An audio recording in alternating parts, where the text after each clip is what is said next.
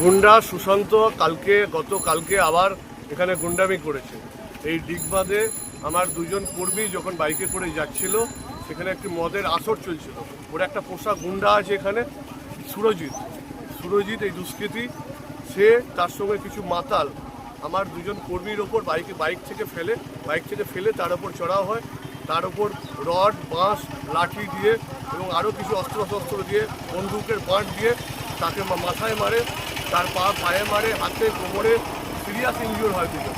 প্রথমেই আমরা এখান থেকে রেস্কিউ করে আমাদের খানাকুল যে হসপিটাল আছে সেই হসপিটালে নিয়ে যাওয়া হয়। সেখানে নিয়ে যাওয়ার সঙ্গে প্রাথমিক ট্রিটমেন্টের পর ওনারা ওখানে আরামবাগ মেডিকেল কলেজে রেফার করে।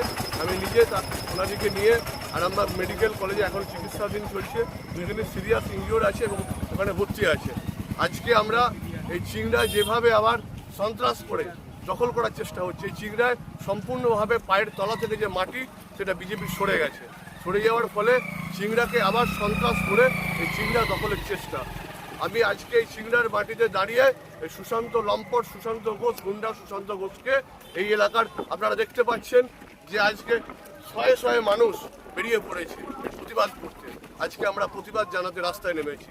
আমরা এই প্রতিবাদ হচ্ছে এই গুন্ডাদের যতক্ষণ পর্যন্ত প্রশাসন এবং পুলিশ এদের বিরুদ্ধে অ্যাকশন নিচ্ছে, যতক্ষণ অ্যারেস্ট করছে, ততক্ষণ আমরা রাস্তায় দাঁড়িয়ে আন্দোলন চালিয়ে যাব।